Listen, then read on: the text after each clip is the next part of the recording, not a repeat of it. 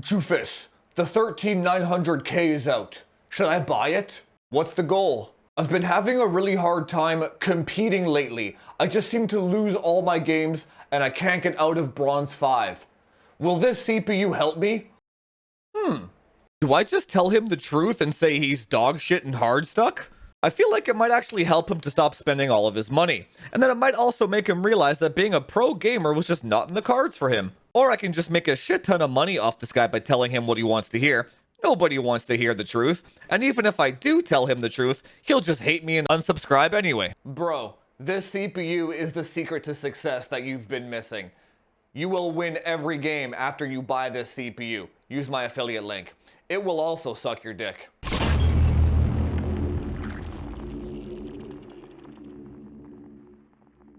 Alright boys, the 13900KS just came in the mail, and we got some work to do. But before we start, you know the drill. This video was brought to you by the supporters of the channel. This damn thing costed me 1,200 Canadian dollars. Could not do it without you guys. All products on this channel are purchased with supporter-backed money, and all reviews on this channel are done with the utmost journalistic integrity. No product samples, no sponsorships, no bias. In order to review a product properly, you gotta buy it with your own money. You gotta feel the sting of spending $1,200. I think I actually paid less money for my 10980XE, come to think of it. So what do you get for all that money?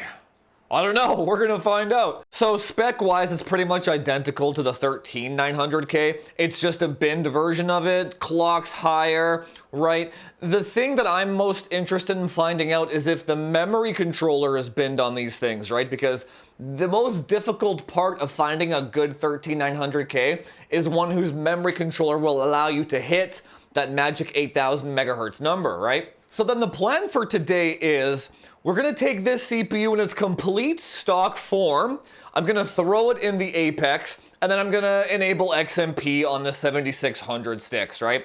Now, what we're gonna put it up against, see, I wasn't too sure. There's no point in putting it up against a 7950X, the AMD side of it, because that chip isn't even as fast as a 12900K, right? So that's pointless, but well, that means we have to put this against itself, its previous version, the 13900K non-S, right? Now the conundrum being, what do I clock the 13900K at?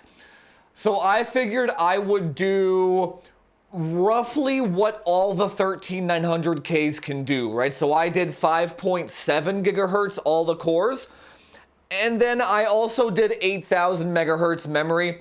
That not all 13900Ks can do, but if you have an Apex board, you have a good chance of hitting that 8000 megahertz, right? And to be fair, this thing should have a binned memory controller anyway. Otherwise, what the hell are you paying for, right? So if this thing ends up having a dud memory controller, that sounds like an Intel problem. So we'll put this in there, and then we'll check the stock boosting behavior, see how high it clocks. We'll check the power draw, and we'll check the temperatures. Then when we get all of those benchmarks, I'm going to go and delid this thing, redo all those benchmarks, and then we're going to see what this thing can actually max out at. So this video will be a direct comparison of $600 USD for a 13900K versus $740 for the KS. That's a $140 difference. Let's see how much FPS you get for $140. I will leave affiliate links for these products down below. Please wait until they are in stock at Amazon before you buy one so that I can get a cut of the money. Does no extra charge for you, greatly supports the channel. All right, let's go upstairs, throw it in, see what she's got. All right, there she is. Right in there. Fully stock, even a stock ILM too. And then we're just gonna use EK, my old EK Velocity on here. With a 360 mil rad up top. Okay, so we just booted it up here for the first time. Looks like SP107. We'll see what this means after, but yeah, so 6 gigahertz single core. All I did was I enabled XMP here, remove all limits. But the difference between this one, it looks like between stock. This one puts the cache at 5 gigahertz out of the box. The OG 13900K puts it at 4500. So They are definitely cranking this further out of the box. This is with E-cores disabled, by the way, as well, right? Let's go check the individual SPs. 116.89. So this pretty much looks the same as my chip, although this should be worth more, as in memory controller SP is 78. You can pretty much basically ignore memory controller SP. It's completely worthless. Because my best one is a 71 and my other good one's an 82, so this means absolutely nothing. But these two numbers, I should be able to get 5.8 all core when I delit it, not right now, right? But let's go see what this thing runs out of the box. Okay, let's hit go. Check this out here. Oh wow, that's hot. God damn. She's running 230 watts out of the box, 86 Celsius. Yeah, so it's running 5.6 gigahertz all core. Oh no, the ring is still at 45. Never mind. I don't know why the BIOS showed 5, but 1.279 volts, 1.27 volts. So at 5.6. So it doesn't look like, I mean, we'll find out later, but it doesn't look like this is anything special, right? Even this vid kind of looks the same as the one that I have as well on my other chip. Well, whatever. Let's run the benchmarks and see what happens, right? Got to give it its fair shake. Oh yeah. Oh yeah. Oh yeah. All right, I've already gotten this question probably a million times before, and I'll answer it again one more time here because I know I'm going to get a million of them again in the comment section. But why aren't you using the EK direct die thing? Well, because EK is too damn expensive. Law of the cheapest model, and what is the goal? If there is something on the internet or out there in the world that does the exact same thing for half the money, I'm always going to pick that one. That's why everything I buy is always cheap Chinese shit, man. It's just that the value is too good, dude. The super cool direct die thing is just way too damn cheap and way too damn good for me to faffle with anything else. You know what I'm saying? Okay, so we're back up and running here with the direct die kit there. Now, it's still the stock profile here. I just wanted to see what the temperature drop actually was just going from stock to direct die. So let's check that first, and then I'll find what the max overclock is on this thing. So let's press go. 68 Celsius now. How many watts are we pulling here? 250. Yeah, so we dropped 20 degrees Celsius off the CPU going from stock IHS to direct die. Yeah, that's crazy. So with that, we should be at, what's the clock speed here? Yeah, it's the same, 5645. Yeah, so with that, we should be able to get a nice bump with a 20 Celsius drop. Okay, now let's go see what this thing can do. Okay, so the first thing I did was I just loaded up my old 8200 profile from my old CPU. Seems to be working fine. I'm gonna leave it there because I don't have time to stress test for 10 hours at a time for each single 100 megahertz increment. So this works fine. We're gonna leave it there. I'm really more interested in the overall kind of maximum CPU core that we can get out of it. I'll have to check later what the max frequency is on the memory controller, but there's just no time for that today. So we're gonna leave it at 8200 C38. Dim temps, ice cold. So let's go do the core next. See what we can crank that baby to. Okay, so just some quick preliminary numbers here on my first try. We're at 5.9 gigahertz at a 1.35 volts. Let's hit the go button here. See how much power we're actually pulling. See, droop down to 1.3. And we're still good on the temperature here, man. 78 Celsius, 80 Celsius, that's fine.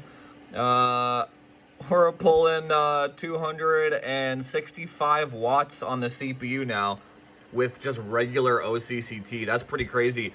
Let's try and hit 6. I think we can do it. All right, moment of truth time. We're doing 6 gigahertz. Go. Ah, no. Insta close. Damn. We gotta bump it up. We gotta bump it up. I'm not quitting. I'm not quitting. Okay, round 2. Let's go. We got this. We got this. We got this. Let's go. Let's go. Come on, come on, come on, come on, come on. Ah, no. Dude, how much voltage do I need? Oh my god. All right, let's just go 1.4 straight up. See, we're getting to the point now where I'm actually starting to not be okay with doing this for funsies. This is straight like degenerate shit. All right, round 3, 1.4 volts. Let's go. Oh, we're getting close. It's getting close.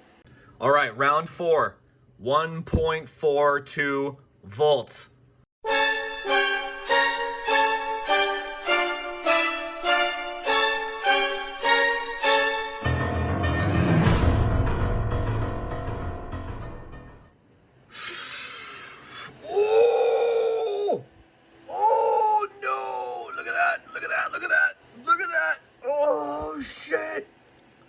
Oh shit, 300 watts, 6 gigahertz is a reality. It is a reality. Oh shit, let's go. You know, I'm just doing these benchmarks here at 6 gigahertz and just like, look at the CPU temperature, right? You could definitely run this daily just for gaming, just because games just don't pull that much power, man. You know what I mean? Doing a synthetic workload like OCCT is pulling 300 watts. I mean, maybe we'll check how much wattage this is pulling later, but yeah, man, like this is not, like I would run this just for funsies, you know what I mean? Like I don't see anything wrong with that. 1.42 is a bit high. Maybe I would actually run 5.9, because what do we do 5.9 at 1.35? So yeah, so we had to go from 1.35 to 1.42 for that last 100 megahertz, right? So that's actually not worth it, but 5.9, I would run that no problem every day. So that's what I'll probably do, is what I want to say. Holy shit, look at that, dude. That's actually 15 FPS more in Rift Breaker than the 5.7 numbers.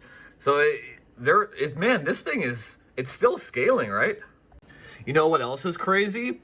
That 300 watt power draw was on 8 cores only, right? So I know people can hit 300 watts with all the 16 E cores enabled in Cinebench and stuff, but that was legit 8 cores pulling 300 watts by themselves. That's pretty nutty if you think about it.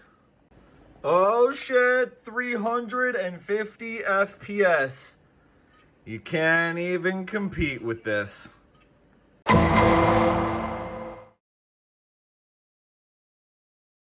Okay, so we're going to start with Firestrike first, just to get a baseline scores numbers here, so we can see what's happening going forward. Now, the 13900KS completely maxed out is about 4% faster than a 13900K maxed out, and it's 8% faster than a 13900K with just an XMP 7600 kit.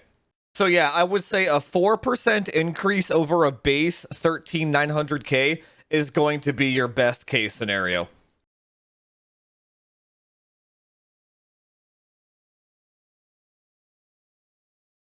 Okay, Rift Breaker is up next, and this game actually takes into account memory latency and core clock speed, right? So, the 13900KS at 6 gigahertz maxed out is 6% faster than a maxed out 13900K and 13% faster than a base XMP 13900KS. So actually, we see greater scaling in this game than even Firestrike. Borderlands 2 is up next, and this is basically the worst console port ever made. It's DX9, uses 1 to 2 cores, doesn't care about RAM. Like it's the absolute worst. Long followers of the channel know that this game is on my list because it actually gave me motion sickness back in the day for how hard it was to run. Now, the XMP 13900KS actually beats the 13900K a little bit because it does have those 2 cores boosting to 6 gigahertz, right? And then the one at the end there, within margin of error, a couple of FPS here because of the faster RAM. But all in all of these 3 CPUs, it doesn't matter, to be honest. The world contains marvels beyond the dreams of ancient prophets. What the hell? That's Sean Bean. Than any apocalypse. Machines search for... Yeah, I just Googled it, and yeah, he actually did the voiceover for this game. That's so cool. Boromir, man. Or Ned Stark. Alright, Civilization 6, the new expansion here, is much better than the old one because it runs way longer, so you actually see much more of a difference between the setups here. Now, the maxed out 13900KS is 6% faster than the XMP version, and only 2% faster than a maxed out 13900K. So all in all of these are nothing burgers. But there is 6% to be had if you do max it out over the XMP configuration, which isn't really worth the work, to be honest. Alright, up next by popular request, Factorio. Now, to actually benchmark this one, I had to download a custom save file online, and then I had to also download some custom batch script. So the way this benchmark is calculated is it will let you set the predetermined amount of turns that you want it to run, and then it will calculate how many seconds it takes to run all of those turns. So again, just like Civilization 6, the lower the number, the better. So 2 seconds might not seem like much, but that is actually a 4% victory for the KS maxed out over the OGK.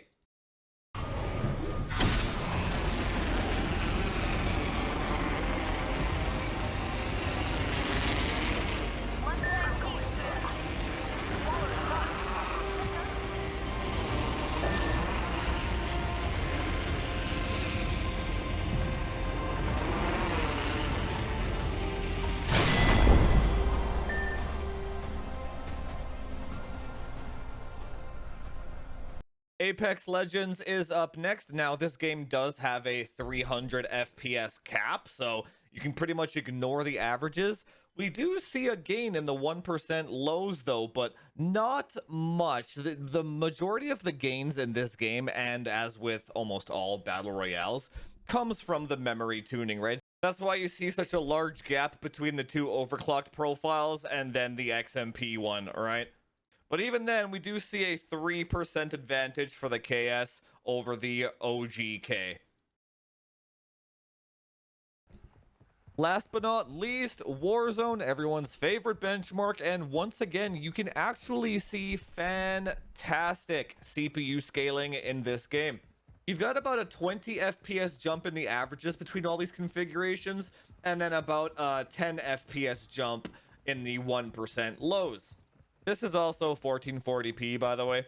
But if you look at the GPU utilization, we're barely kissing 80% with a 4090, right? So we're going to need a new generation of CPUs, or possibly the 7800X3D when that comes out. We'll have to check it again. But yeah, we're going to need a new generation of CPUs in order to actually max this game out at 360 FPS. We're close, though. I mean, we're almost there. We're hitting 320, 330 on the maxed out 6 gigahertz system. Still not quite there, though, and I don't think we're going to get there this gen. So should you buy it? Nah, probably not. You know me, what's the goal, right? The goal of this product is, A, you're like a hardware enthusiast and you just like to tinker, I suppose. And B, if you're a world record breaker XOC type of dude, right? In terms of actual gaming, even if you wanted to run like borderline unsafe voltages like I showed, and let's say you actually did get to 6 gigahertz all core, from a gamer's perspective, and then what, right? You shaved off a few seconds off of Factorio or Civilization. I think, what did we get? An extra 10 to 15 FPS in Warzone?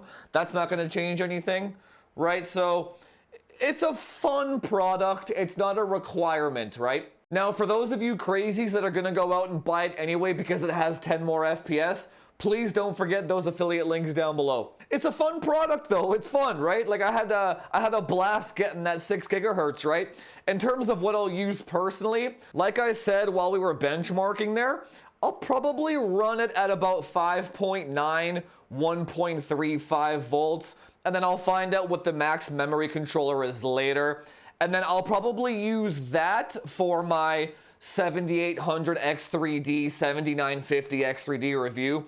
I'm not down with suicide voltages.